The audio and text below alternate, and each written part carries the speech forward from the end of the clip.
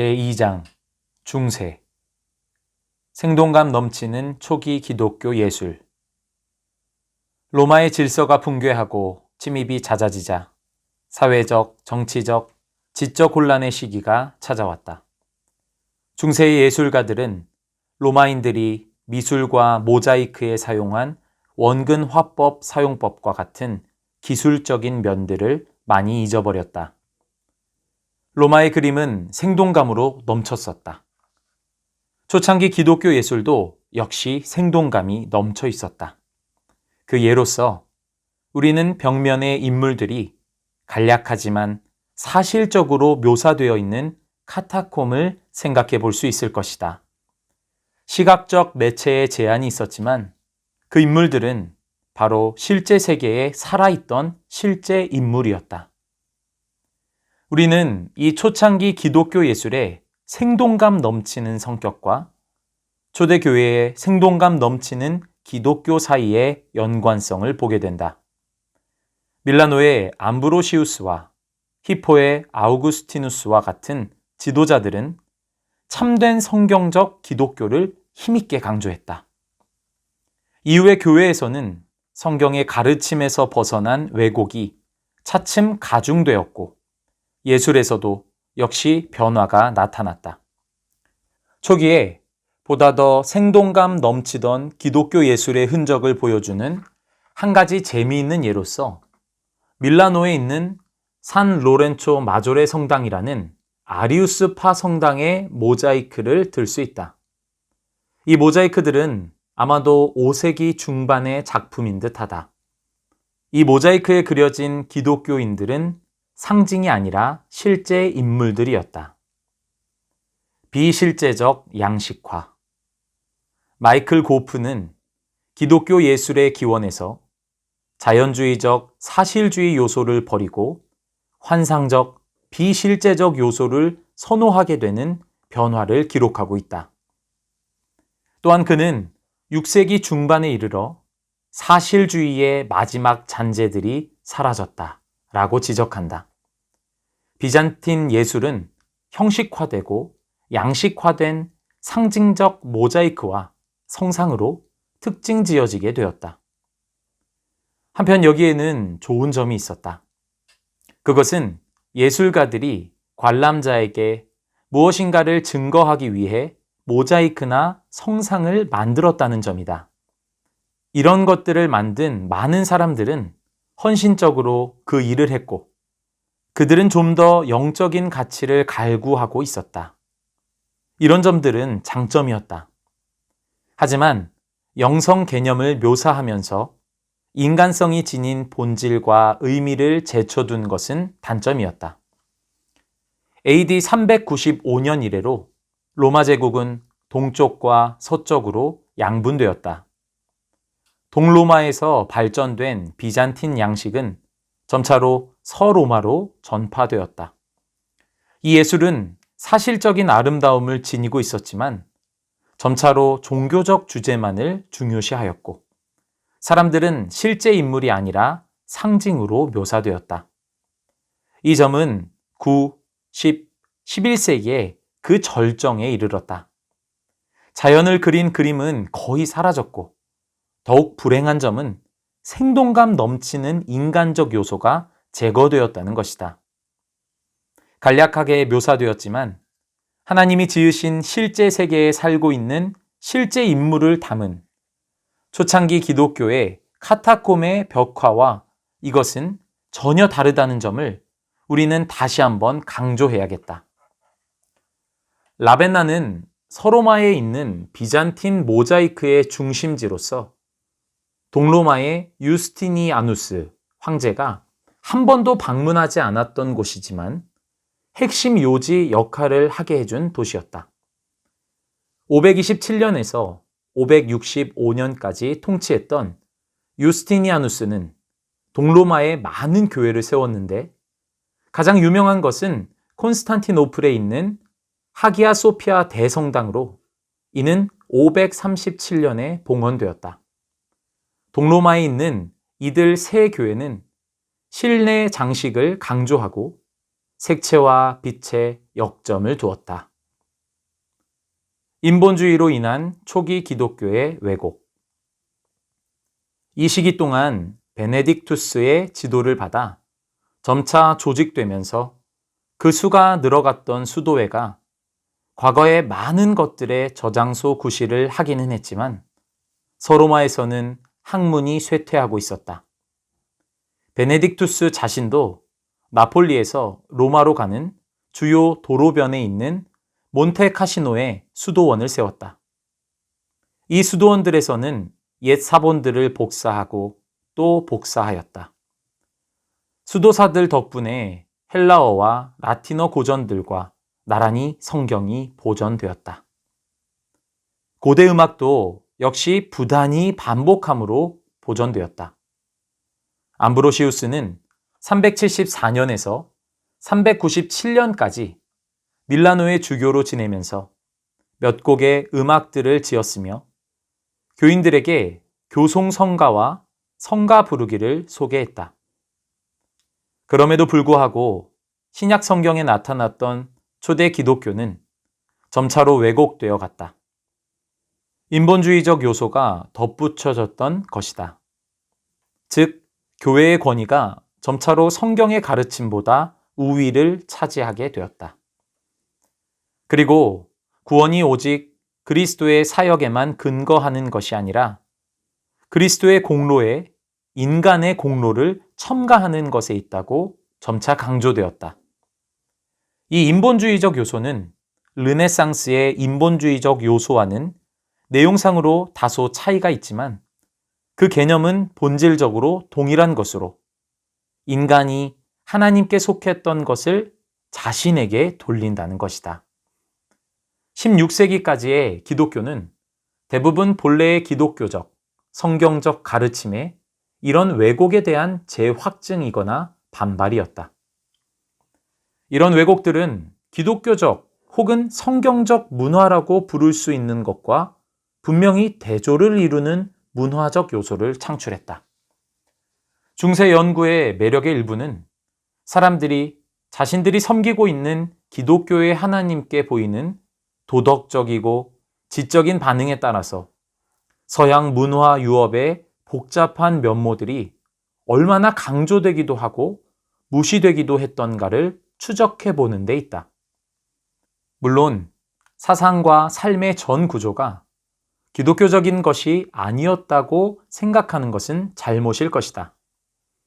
그러나 때때로 사실상 기독교의 대요를 근본적으로 흐려놓는 이질적인 또는 반이질적인 특성, 곧 그리스와 로마의 기원을 둔 것들과 지방 이교에서 유래한 것들이 이 구조에 붙어 있었다는 사실을 부정하는 것도 똑같이 잘못일 것이다. 세상에 있으나 세상의 것이 아닌. 이것은 비단 중세의 문제만이 아니라 지금도 마찬가지이다. 기독교 교회의 초창기 때부터 기독교가 작은 소수 집단의 운동이었을 때부터 신자들은 자신들이 세상 속에 있지만 세상의 것은 아니라는 그리스도의 기도에 대하여 개인적으로 공동체적으로 응답하려고 분투했다. 한편으로는 이 원리는 물질 소유와 생활 양식에 대한 신자의 태도에 도전이 되었다. 베드로와 바울의 시대뿐만 아니라 그 후의 세대에도 신자들은 관대한 마음씨로 유명했다. 심지어 대적들도 그 점은 인정했다. 다른 한편으로는 이 점은 특히 국가의 뜻과 하나님의 율법이 상충할 때에 하나님의 율법을 따르기 위해 국가의 뜻을 저버리게도 하였다. 로마 군대 사령관이던 마우리티우스의 행동은 로마 황제 아래서 기독교인들이 핍박받을 때 취할 수 있었던 반응을 보여주는 좋은 보기가 된다. 그는 기독교인의 박해를 주도하라는 명령을 받았을 때 기독교인들의 편에 속하려고 자신의 휘장을 부관에게 넘겨주고 신자의 한 사람으로서 죽음을 당했다. 이 사건은 AD 286년경 당디미디의 봉우리들 아래에 있는 거대한 절벽 맞은편 스위스의 론 계곡에서 일어났다. 한 작은 마을이 그를 기념해서 지금은 생모리스라고 불린다. 마지막으로 지적인 측면에서 그리스도의 기도는 고전시대의 비기독교적인 저자의 작품을 읽거나 인용하는 것이 덕을 세우는 것인지의 문제를 제기했다. 테르툴리아누스와 키프리아누스는 그 일이 덕을 세우지 않는다고 판단했지만 그들은 소수파였다. 재미있는 것은 음악 영역에서는 일종의 엄격한 견해가 일반적이었다는 점이다. 중세 초기의 로마 음악의 관행의 전통이 사라진 이유는 교회가 사회적 행사와 그것들과 결합된 이교적 종교 관습을 분개하면서 바라보았기 때문이다. 그래서 고대 로마 음악의 전통은 사라졌다. 물질 소유에 대한 대조적 사고. 모든 사람이 제각기 자신의 방식대로 정의하지만 대체로 500년에서 1400년까지의 기간을 칭하는 엄밀한 의미의 중세에서 우리는 동일한 문제들에 대한 반응을 대체로 추적할 수 있다. 물질 소유에 관하여 검소하게 살라는 명령을 전적으로 무시하는 극단과 이 명령들을 면도날같이 엄격하게 적용하는 극단 사이를 오가는 변화가 있었다. 그래서 한 극단으로는 보통 물질적 욕망 때문에 비난받는 교황청을 생각해 볼 수 있다. 12세기의 은화의 마가복음은 그리스도의 가르침을 의도적으로 흉내낸 구절로 교황청에서 교황이 추기경들에게 소송자들을 수탈하라고 부추기는 장면을 묘사하고 있다. 내가 너희에게 모범을 보이노니 내가 취한 것 같이 너희도 선물을 취할지니라.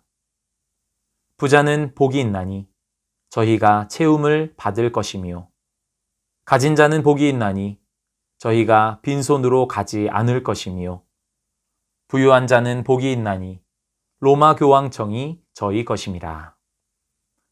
토머스 베켓의 친구로 교회의 위계 조직에 반대하지 않았던 솔즈베리의 존은 어느 교황의 면전에서 다음과 같이 말했다.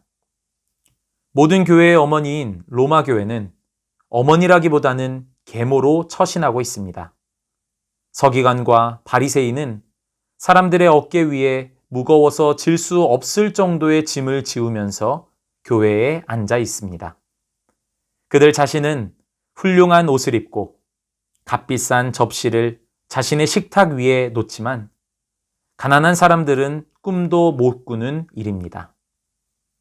이 모든 와중에서 아시시의 프란체스코는 이러한 재물의 강조가 낳은 부패한 결과를 깨닫고서 자신의 추종자들에게 돈 받는 일을 일절 금했다. 교회의 상부는 결코 순수하지 않았지만 교회는 과도한 금전 대출의 파괴적인 효과를 통제하기 위하여 힘썼는데 처음에는 그것을 금지시켰고 후에는 대출에 관하여 공인된 시장의 수준으로 이자율을 제한하려고 시도했다. 교회는 또한 세속 통치자들의 후원을 받아서 공정가격을 실시하려고 애썼다.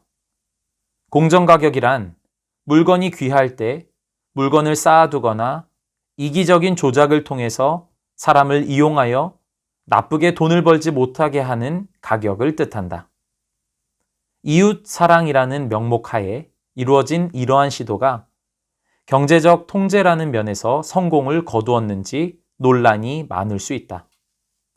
그러나 적어도 탐욕과 경제적 잔인성을 통제하려고 거듭 공공의 노력을 기울이는 사회와 가장 전문적으로 동료 시민들을 경제적으로 착취하는 사람을 영광스럽게 만들려는 사회가 아무런 차이가 없다고 가정하는 일은 잘못일 것이다. 노동과 경제에 대한 가르침. 이 점을 제외할지라도 경제에 대한 중세의 가르침은 전적으로 부정적인 것은 아니었다. 중세는 정직하고 잘 수행한 노동의 덕을 칭송했다. 전형적인 직업이 달마다 묘사되고 있는 중세 후반의 아름다운 개인 기도서인 시도서는 이 점을 가장 잘 나타내고 있다. 그런 책 가운데 가장 유명한 것이 베리공작 장의 소장품으로 이는 1415년에 림비르흐 형제가 만든 것이다.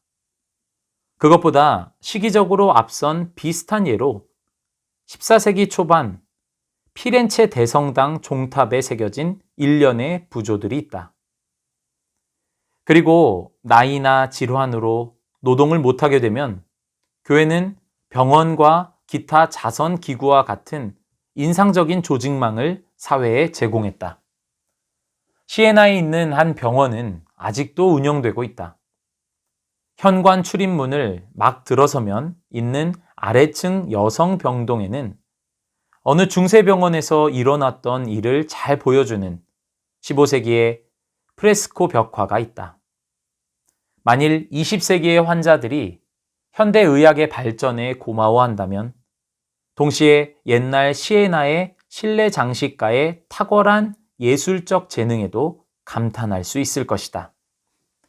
오늘날 우리는 국가가 병원을 세워주고 자선을 베풀어 주기를 기대하는데 이 기대는 중세 국가에 비교할 때 현대 국가 권력에 있어서의 거대한 변화를 나타낸다. 그러나 국가라면 그것이 허약하든지 강력하든지 항상 교회의 문제를 제기해 왔는데 특히 그것이 도덕적 원칙의 물음에 관한 것일 때 그러했다. 이제 우리는 이 영역으로 들어가야 하겠다. 선한 정부와 악한 정부. 중세의 도덕적 상황은 로마의 군관 마우리티우스가 겪은 것에 비교하여 볼 때 더 쉽기도 하고 더 복잡하기도 하다. 유럽을 그리스도의 왕국, 즉 기독교 세계로 보는 한도에서 상황은 더 수월했다. 그래서 기독교 세례는 영적으로 뿐만 아니라 사회적으로나 정치적으로도 중요했는데 그것은 사회로의 입회를 의미했기 때문이다. 오직 세례받은 사람만이 유럽 사회의 완전한 정식 구성원이었다. 유대인은 이런 의미에서는 인격이 아니었고 이런 이유로 그들은 유대인이 아니라면 기피했을 직업에 종사하게 되었다. 그러나 교회가 국가에 세례를 주거나 국가를 성별할 경우에는 이렇게 세례 주고 성별한 일이 그저 양심의 문제를 더 복잡하게만 만들었다. 이는 모든 면에서 사회와 조화를 이룰 수 있는 정부는 사회와 조화를 이룬다는 그 이유 때문에 온갖 면책권을 누리며 사회를 속일 수 있었기 때문이다. 물론 이것은 그때나 지금이나 조직으로서의 교회에도 역시 마찬가지이다. 아마도 이 주제에 관해 중세에 이루어진 가장 예술적인 작품은 암브로조로 렌체티의 선한 정부와 악한 정부의 풍유일 것이다. 이 작품은 1338년과 1339년에 시에나 시청에 있는 회의실에 그려졌다. 로렌체티는 선한 정부와 악한 정부를 선명하게 구분하면서 한편에서는 공동체를 파괴하는 모든 악덕 위에 군림하고 있는 악마를, 다른 편에는 하나님 아래에서 사람들이 하나가 되었음을 보여주는 모든 활동을 샘솟게 하는 기독교의 덕을 보여주고 있다. 우리 시대와 비교할 때 한 가지 흥미로운 점은 선한 정부를 특징 짓는 것으로 보이는 표지 가운데 하나로는 어떤 여자가 홀로 거리에서 안전하게 걷고 있는 장면이 있는데 비해 악한 정부에서는 그녀가 공격당하고 강간당하거나 도둑맞고 있다는 것이다. 그러나 그 화가가 시에나의 혼란스러운 도시 정치에서 매우 잘 알고 있었던 것처럼 선과 악이 그 원천은 다르지만 그 결과들은 다소 뒤범벅된 선한 의도와 악한 의도의 무더기가 되어 인간들 속에 섞여 있었다. 교회 권력과 국가 권력. 중세의 현실을 살펴보면서 사람들은 재정적 문제에서도 마찬가지로 국가 권력에 관하여 혼합된 기록을 발견한다. 교회는 실제로 자주 효과적인 경제적, 정치적 경영의 모범을 제공하지만 중세의 다른 기관들과 너무 얽혀 있어서 교회가 사회의 소금이 되는 것은 아주 어려웠다. 예를 들면 초기에는 이윤이 아닌 청빈에 헌신했던 바로 그 수도회들이 토지 경영과 다양한 형태의 농지 개간을 추진했다는 것은 매우 주목할 일이다. 또한 효율적인 관료기구에 의해서 지도받는 효과적인 중앙집권적 군주의 모델을 살펴보려면 멀리 갈 것 없이 로마 교회 재판소를 보면 된다. 종들의 종이라고 하는 교황은 선거로 뽑히지만 아이러니컬하게도 1100년과 1300년 사이의 교황권의 절정기에는 가장 실제적인 중세 군주였다. 하지만 여기서 논의를 그만둔다면 그것은 교회, 국가의 상황을 우스개로 취급한 것이 될 것이다. 왜냐하면 교회가 절대 권력의 모델을 제공했지만 또한 교회는 개인 군주제에 대하여 결국 좌절되기는 하나 인상적인 도전을 제기했기 때문이다. 많은 사람들은 중세의 의회 제도에 친숙해 있다.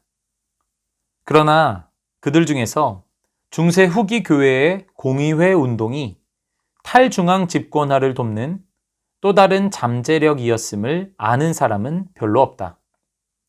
공의회 운동은 교회의 권위가 한 주교나 교황이 아니라 모든 주교, 즉 공의회에 귀속된다는 사상의 부활을 의미했다. 그래서 콘스탄츠 공의회는 서로 경쟁하는 3명의 교황을 면직시켜 교회사의 불미스러운 시기를 종결지었다. 동시에 공의회의 권위가 그리스도로부터 직접 내려오며 교황을 포함하여 모든 사람이 신앙과 교회개혁의 문제에서 그 권위에 복종해야 한다고 선언했다. 그러나 공의회 운동은 쇠퇴하여 사라질 운명이었다. 대의 정치의 원리보다 군주 원리가 로마 교회 안에서 승리를 거두었기 때문이다. 반면 역설적이긴 하지만 교회는 교회 권력과 국가 권력 사이에 경계를 두고 세속 통치자와 잦은 투쟁을 벌여 정부의 제한과 책임의 원리를 강조하는 정치 이론 전통의 발전을 도모했다. 다른 말로 하면 세속 권력에는 제한, 즉 여기서는 교회적인 제한이 있었다는 것이다. 제사장직과 선지자직에 의해서 균형을 유지하는 왕권이라는 주제는 샤르트르 대성당과 많은 고딕 양식 대성당의 조각상의 중요한 주제였다. 중세의 기독교 사상과 고전 문화의 유산. 우리의 분석을 마무리 짓기 위해서는 중세에서의 기독교 사상과 고전 사상의 관계를 또한 살펴보아야 할 것이다. 르네상스와 후기 르네상스 문화에 큰 영향을 주었던 그리스와 로마 사상가들의 작품은 많은 경우 쉽게 읽을 수 있었는데 이는 중세 지성인들이 그들의 작품을 보존하고 읽고 토론했기 때문이다. 그러면 중세는 이 이교 문화의 유산을 어떻게 다루었는가? 키프리아누스와 테르툴리아누스 같은 초창기 기독교인은 그리스와 로마의 고전 학문에 대하여 엄격하게 부정적인 태도를 견지했지만 바울은 그렇게 구애받지 않았다. 자신의 목적에 부합하면 그는 위대한 랍비 가말리엘의 제자로 있으면서 갈고 닦은 섬세한 랍비적 추론 방법을 사용했듯이 어떤 때에는 그리스의 저자들도 인용했다. 랍비 가말리엘은 대랍비 힐렐의 손자였다. 암브로시우스, 히에로니무스, 그리고 아우구스티누스는 테르툴리아누스보다 바울을 따라서 고전 학문을 높이 평가하고 이용하는 법을 배웠다. 실로 그들은 바로 르네상스에 이르기까지 일반적인 모델이 된 장중한 기독교 교육학과 과정에 그것을 철저하게 순화시키기 시작했다. 그러나 어떤 굳건한 기독교 신앙이 타협하지 않고 비기독교적 학문을 다룰 수 있었다 해도 차츰차츰 성경에 근거하지 않고 교회의 선포의 권위에 더더욱 입각했던 신앙의 허점 속으로 그리스와 로마의 사상 형태가 파고들어가기란 아주 수월했을 것이다. 13세기의 위대한 토마스 아퀴나스는 이미 아리스토텔레스를 존중하여 계시와 인간 이성을 동등한 자리에 두기 시작했다. 카롤링거 왕조 문화 예술의 번영. 이 점은 뒤에 자세하게 살필 것이지만 먼저 우리는 그것의 가장 두드러진 예술적 업적, 주로 교회의 업적 가운데 몇몇을 살핌으로써 중세를 가로지른 이 회오리 바람 같은 여행을 마쳐야겠다. 이 교회는 유럽의 상황에서는 보편적인 것이었음을 기억하면서 우리는 교회가 전체 사회, 특히 사회의 지도자들과 함께 움직이면서 위대한 예술적 기념물들을 만들었다는 점에 놀라지 말아야 한다. 이 점은 중세를 형성한 인물 가운데 하나인 샤를마뉴와 카롤링거 왕조의 문화 전체에서 아주 두드러진다.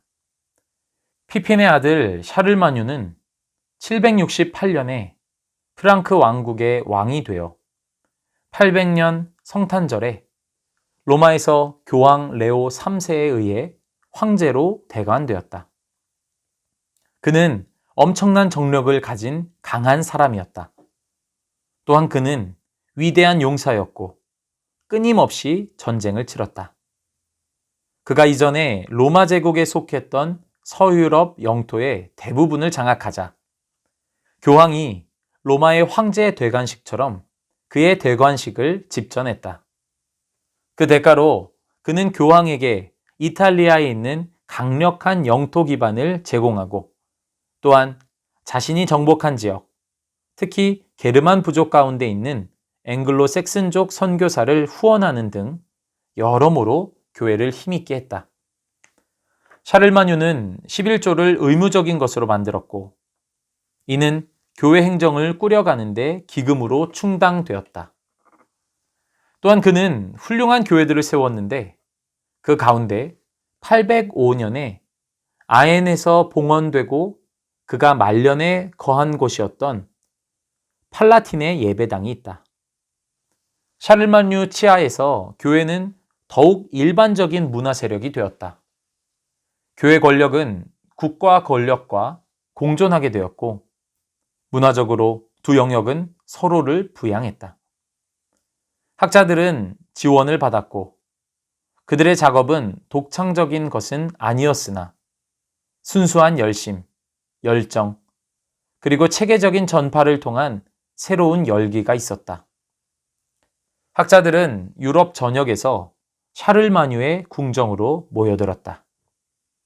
예를 들면 엘퀴는 멀리 북부 영국 요크에서 왔는데 그때 그의 나이가 50세였다. 그는 샤를마뉴의 조언자, 아헨의 궁정학교 교장이 되었고 기라성 같은 학자들을 주위에 모았다. 샤를마뉴는 로마에서 자신의 궁정으로 가수들을 데려와 노래학교를 세우고 직접 감독했다. 간단히 말해 샤를마뉴와 그 학자 신하들은 유럽 전역에 걸친 사상의 통일을 위한 기반을 놓았다.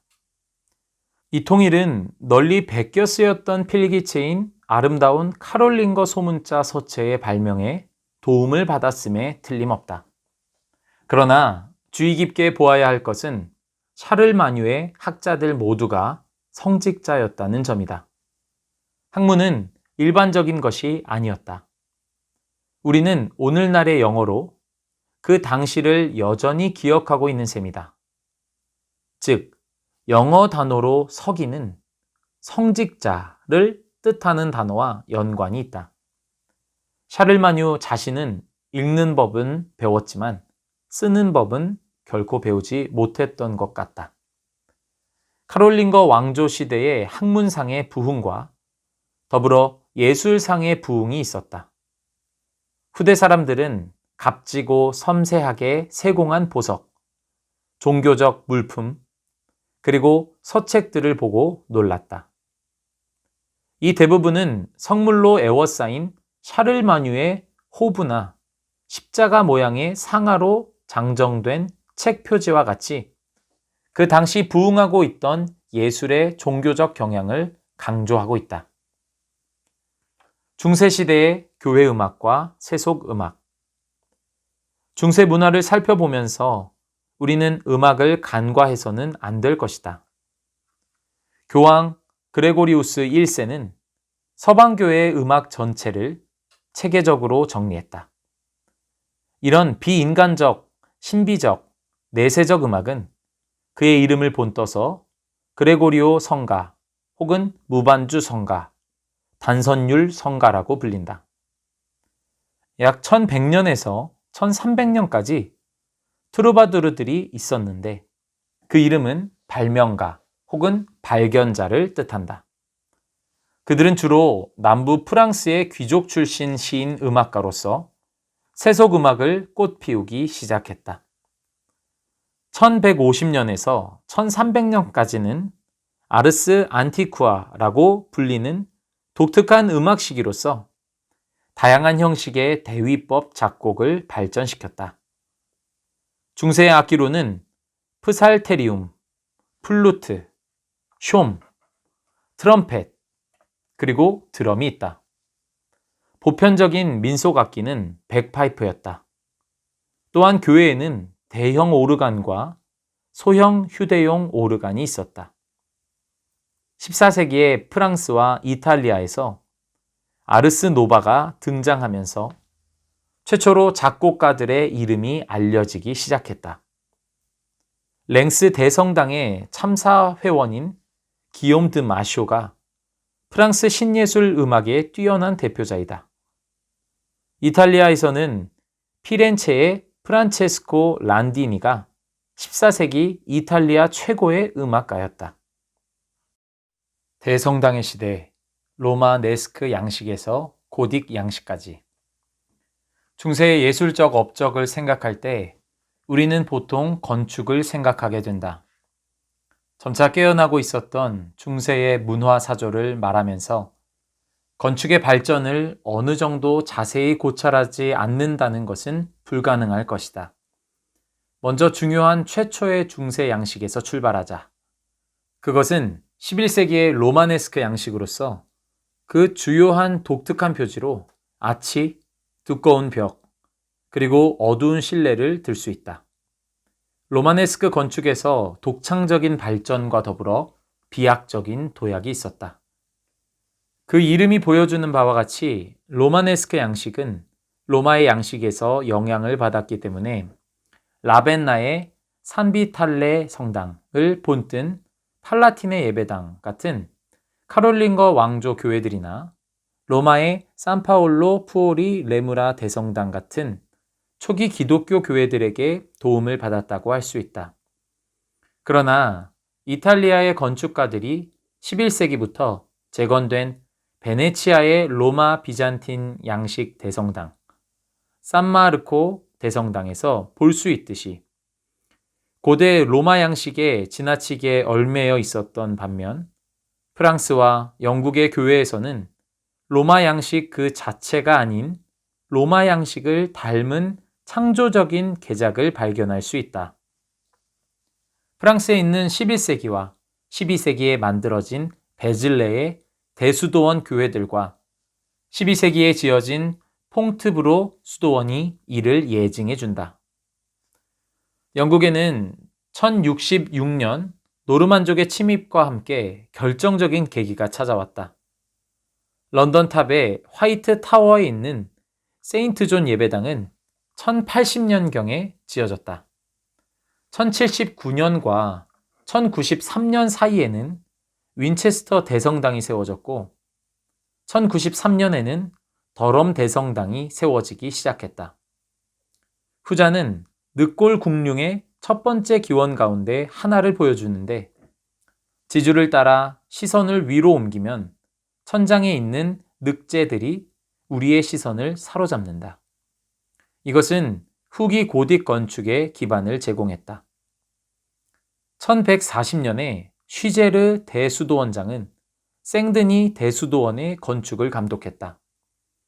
지금은 파리의 한적한 교회에 있는 그 건물은 천하의 경이로운 장소 가운데 하나이다. 이곳에서 고딕 양식이 탄생했고 잠에서 깨어난 중세의 문화 양식이 또 다른 도약을 내디뎠기 때문이다. 생드니 대수도원의 성가대석을 디자인한 사람이 누구든 간에 그가 바로 고딕 양식을 창조했다고 할 수 있다. 여기서 고딕 양식은 그 뾰족한 아치와 크고 높은 많은 창문들을 통해서 들어오는 풍부한 채광, 그리고 고득창과 더불어 탄생했다. 고딕 양식에서는 또한 버팀벽과 원화창의 경이로움이 나타난다. 날개 모양의 버팀벽들은 지붕을 떠받치기 위해 외벽이 견뎌야 하는 무게를 나눠 가짐으로써 벽을 더 얇게 세우고 창문을 더 크게 낼 수 있게 해주었다. 1194년에 건축되기 시작한 샤르트르 대성당을 살펴보면 뾰족한 아치, 버팀벽, 늑골 궁룡 등 고딕 양식을 가장 순수한 형태로 볼 수 있다. 샤르트르 대성당에서 우리는 조각술의 진보를 보여주는 훌륭한 예들을 요컨대 서쪽 면에서 보게 된다. 초기 또는 고전적 고딕 양식은 1150년에서 1250년까지, 후기 고딕 양식은 1250년에서 1500년까지로 연대를 추정할 수 있다. 피렌체의 예술은 13세기부터 고딕 양식의 특징을 보여준다. 1266년부터 베키오 궁전에서 일을 시작했고 1294년에는 피렌체 대성당을 건축하기 시작한 아르놀포는 고딕 양식으로 작업을 했다. 피렌체의 고딕 양식은 완전히 발전한 고딕 양식은 아니었지만 북부 유럽의 초기 고딕 양식이 영향력을 행사하고 있었다. 산타 트리니타 성당, 산타 마리아 노벨라 성당, 산타 크로체 성당 등은 모두 고딕 양식으로 건축되었고 작은 회당 로자 데이 란치는 후기 고딕 양식이다. 산조바니 세레당은 로마네스크 양식이지만 조토 디 본도네의 친구였던 안드레아 피사노가 만든 청동으로 된 남문의 패널은 고딕 양식이다. 1403년과 1424년 사이에 로렌초 기베르티가 만든 북문의 패널 안에 담긴 주제는 아주 자유로웠지만 그 패널의 테두리에서 기베르티는 여전히 고딕 양식을 사용하고 있다. 기베르티가 미켈란젤로가 천국의 황금문이라고 극찬한 동문을 완성했을 무렵 고딕 양식의 특징은 완전히 사라지고 르네상스 양식이 한창이었다. 고딕 시기에서 르네상스 시기로의 전이를 우리는 산조바니 세레당의 경탄할 만한 문들에서 발견할 수 있고 또 아주 분명하게 느낄 수 있다. 로마네스크 양식에서 고딕 양식으로 변화하는 동안 마리아 숭배가 교회 안에 퍼지기 시작했다. 로마네스크 교회들은 성모 마리아에게 봉헌된 적이 없지만 프랑스의 고딕 교회들은 압도적으로 그녀에게 봉헌되었다. 여기서 다시 우리는 어떤 점증하는 긴장을 발견하고 느끼게 된다. 즉, 중세의 태동은 각성된 문화적, 지적 생활과 각성된 경건으로 특징 지어졌지만, 동시에 교회는 성경적 교리의 왜곡이 심해지면서 초기 기독교의 가르침에서 멀어지고 있었다. 르네상스의 배경과 개념. 곧 유럽의 사상은 두 가지 노선으로 양분되었는데 둘 다 우리 시대로 이어져서 영향력을 행사하고 있다. 첫째는 르네상스의 인본주의적 요소이며 둘째는 성경에 근거한 종교개혁의 가르침이다. 르네상스에 접근할 때 우리는 두 가지 잘못을 범하지 말아야 한다.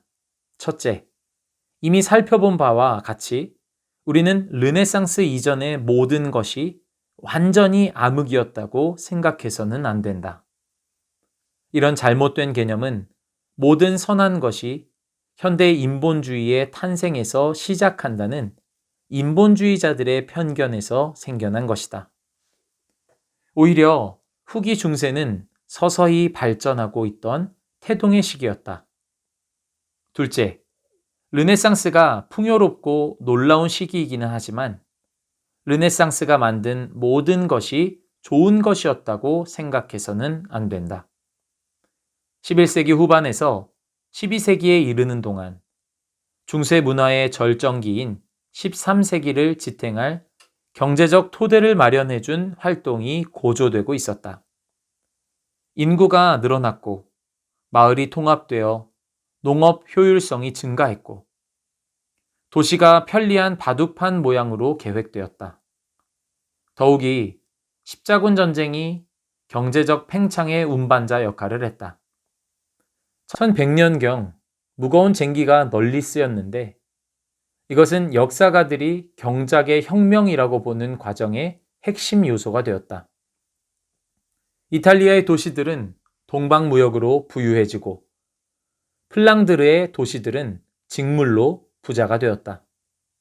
점차 도시들은 가지각색의 정치적 자유를 얻기 위해 봉건적 제약에서 스스로 벗어났고 이 점은 14세기와 15세기에 건립된 위풍당당한 시청들을 보면 알 수 있다. 또한 초기 대학들이 등장하기 시작했다. 13세기 후반 파리, 오를레앙, 툴루즈, 몽펠리에, 케임브리지, 옥스퍼드, 파도바, 볼로냐, 나폴리, 살레르노, 살라망카, 코임브라, 그리고 리스본에 대학이 있었다. 이들 대학은 순전히 성직자에게만 경쟁적으로 교육을 제공했다. 글을 쓸 때 자국어들이 사용되기 시작했다. 예를 들면 성경의 일부분이 프랑스어로 번역되었다. 10세기와 11세기에 하나님의 평화와 하나님의 휴전을 선포하는 성공할 것이라고는 믿기 어려웠지만 적어도 귀족들 사이의 전쟁을 제한하려 했던 시도가 있었다. 물론 로마네스크 건축과 그 후의 고딕 건축은 인류의 사고와 위협의 역사에 있어서 위대한 도약이었다. 이 모든 것을 말한 이상 르네상스라는 이름에 걸맞는 어떤 변화가 결국 나타났다는 것을 우리는 인식해야 한다. 그러나 그것이 인간의 재생산이 아니고 어떤 인간관의 재탄생이었음을 인식해야 한다. 인간에 관한 사고방식에 큰 변화가 있었는데 이는 인간을 모든 사물의 중심에 두는 변화로서 이 변화는 예술에 표현되었다. 생각의 변화가 삶의 모든 영역에 영향을 미치기는 하지만 다시 태어남을 뜻하는 르네상스라는 단어를 정치적, 경제적, 사회적 역사에 적용하면 그 의미가 선명해지지 않는다. 그러나 그 말을 특별한 제한 없이 사용할 수 있는 곳에서도 앞서 말한 재탄생의 모든 국면이 인류에게 이득이 되었다는 것을 함축하는데 그 말을 사용해서는 안 된다. 토마스 아퀴나스의 인간관. 르네상스는 보통 14, 15세기 그리고 16세기 초에 해당하지만 그것을 이해하려면 이때까지의 사건, 특히 중세의 철학적 선구자들을 살펴보아야 한다. 그리고 그것은 곧 토마스 아퀴나스의 사상을 살펴보는 일을 뜻한다. 토마스 아퀴나스는 도미니쿠스회 수사였다. 그는 나폴리 대학교와 파리 대학교에서 공부하고 후에 파리에서 가르쳤다. 그는 당대의 탁월한 신학자였고 그의 사상은 지금도 로마 가톨릭 교회의 몇몇 진영을 지배하고 있다. 서구 사상에 대한 아퀴나스의 기여는 여기서 우리가 토론할 수 있는 것보다 더 풍성하지만 그의 인간관이 우리의 주의를 끈다. 아퀴나스는 인간이 하나님께 대항하여 타락했다고 주장하긴 하지만 그의 타락과는 불완전하다. 그는 인간 전체가 아닌 부분에만 타락의 영향이 미친다고 생각했다.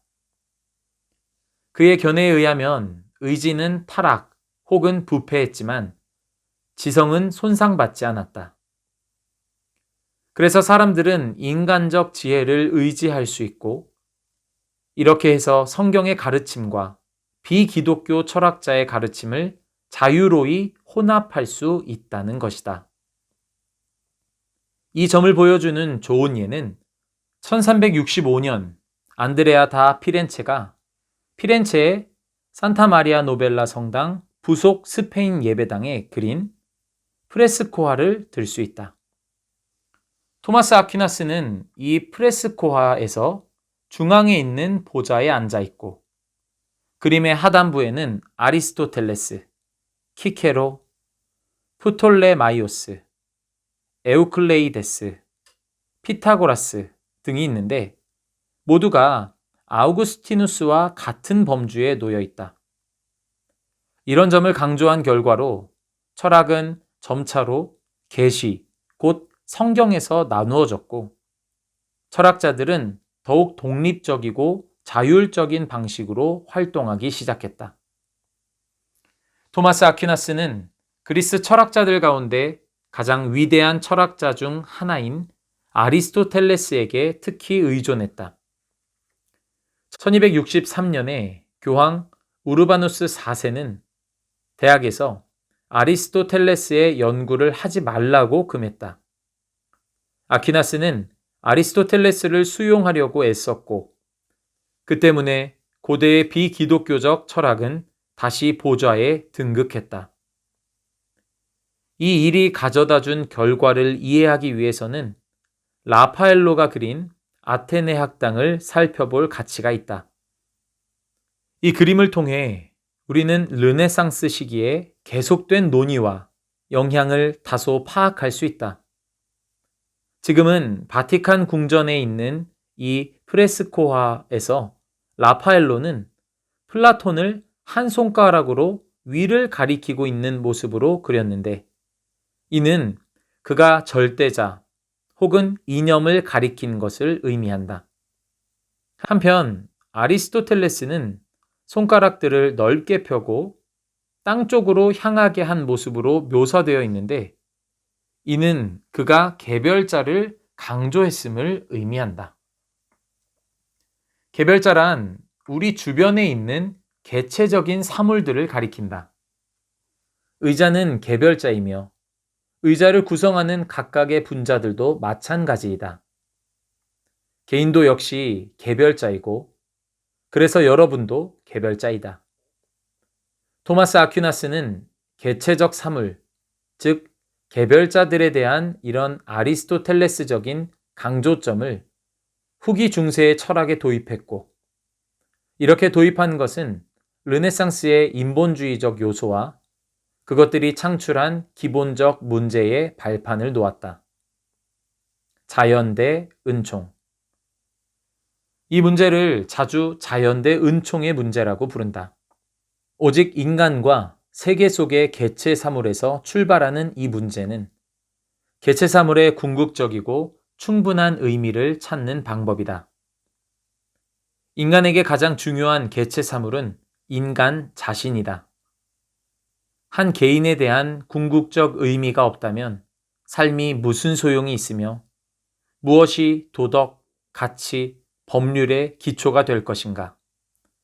만일 우리가 어떤 절대적인 행동이 아니라 이런 개인적 행위에서 출발한다면 각각의 행위의 옳고 그름에 관한 실제적인 확실성을 무엇이 줄 것인가?